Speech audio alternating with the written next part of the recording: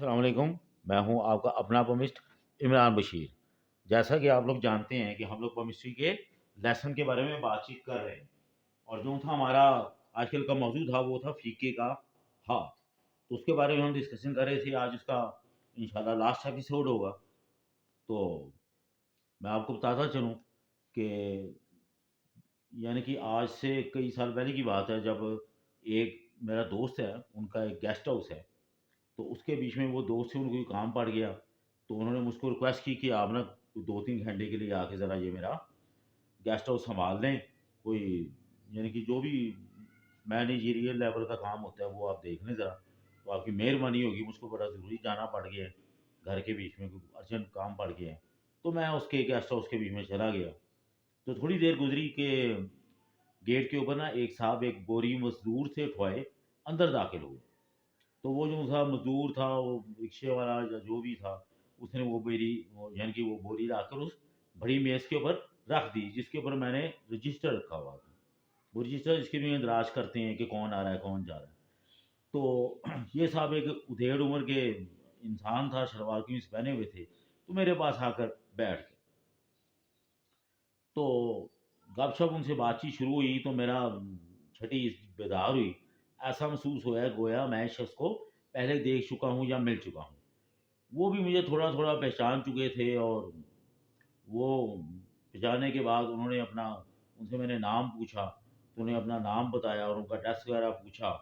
और ये भी पूछा कि आप यहाँ पर क्यों आए हैं शहर के बीच में। तो उसने बताया कि मैं हौजरी का सामान बेचने अगले शहर जाना है, तो मैंने कहा कि इस मार्केट को भी चेक कर लूँ, तो इसलिए मैं यहाँ पर रुक गया।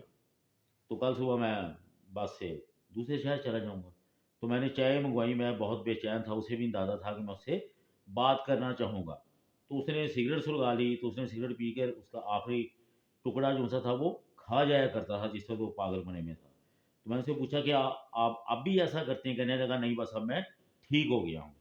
मैंने उसका हाथ की फरमाइश की कि मुझे हाथ तो दिखाओ और असल बात बताओ। तो वो भी तैयार था। अब उसकी आवाज़ एक वीराने से आती हुई किसी बदरू की आवाज़ नहीं थी, बल्कि वो बहुत अच्छे लहजे में बोल रहा था। तो उसने मुझे बताया कि जिन दिनों आप यानी कि मिलने मुझको मेरे शहर में आए थे, तो मुझे उसकी धुंधली धुंधली सी हल्की हल्की सी याद बाकी है। तो मेरे मुतालिक आपको सब कुछ मेरे एक भाई ने बताया था, लेकिन उसने मेरा दूसरा भाई आप लोग ने यानी कि उस वक़्त मेरा दूसरा भाई नहीं देखा था। जिस भाई से आप मिले थे वो सबसे छोटा था, लेकिन एक भाई उससे बड़ा भी है। ये मंझला भाई है कि दरमियाना भाई मेरा सौतेला भाई है। तो कोई 20 साल पहले की बात है कि मैं हौजरी के काम में बहुत खुशहाल था। तो छोटे दोनों भाइयों को भी इस काम में महारत दिलाई।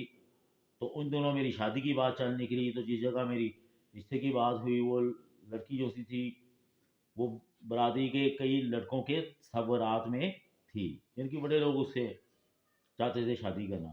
तो मेरा रिश्ता तय हो गया। तो मेरी सौतेली माँ ने भी फैसला किया कि बात तो हो गई है, मंगनी क्या करनी है, कुछ अर्से बाद शादी ही कर देंगे। तो वो लड़की इतनी अच्छी थी कि मैं अक्सर औकात उसके ख्यालों में खोया रहता। तो मेरा छोटा भाई ईद शब रात पर उधर जाता तो आकर बताता कि उसके होने वाली भाभी ने सेन में रात की एक रानी का पौधा लगा रखा है, जिसकी वो बहुत देखभाल करती है। और वो आम लड़कियों के बरअक्स अक्सर औकात सफ़ेद कपड़ों में मलबूस रहती है, और उसका कद भी जो है वो आम लड़कियों से खासा ऊंचा है। तो ये सब कुछ मेरे तसव्वुरात को शदीद करने के लिए काफ़ी था, और शादी से पहले मैं उसको ज़हनी तौर पर अपनी बीवी बना चुका था। तो फिर उस वक़्त मेरा दिमाग माऊ हुआ जब मेरी सौतेली माँ ने मेरे रिश्ते की बात किसी और जगह शुरू कर दी।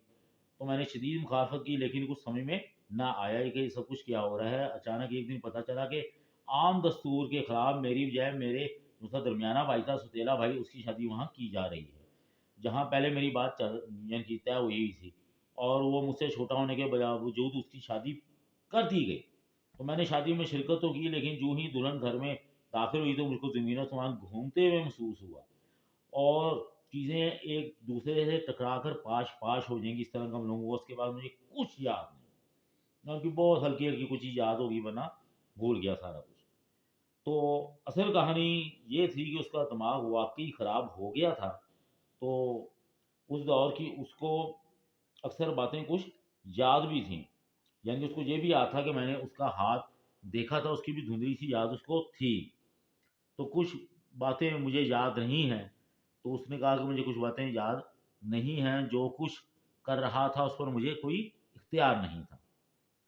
تو پچھلے سال جنوری میں میری سوتیلی والدہ کا انتقال ہو گیا۔ سوتیلے بھائی نے بھی اپنی بیوی کو طلاق دے دی، جسے میں میری پہلے رشتہ طے ہوا تھا، تو وہ میرے درمیانے بھائی کی شادی ہو گئی تھی، اس نے ابھی اپنی بیوی کو طلاق دے دی، اور اب بھائی بنیادیں بناتے ہیں، میں بیچتا ہوں، تو دوسرے شہروں میں جا کر میں گھومتا رہتا ہوں، ایک جگہ ٹک کر نہیں بیٹھ سکتا، بیٹھوں تو سخت الجھن ہوتی ہے۔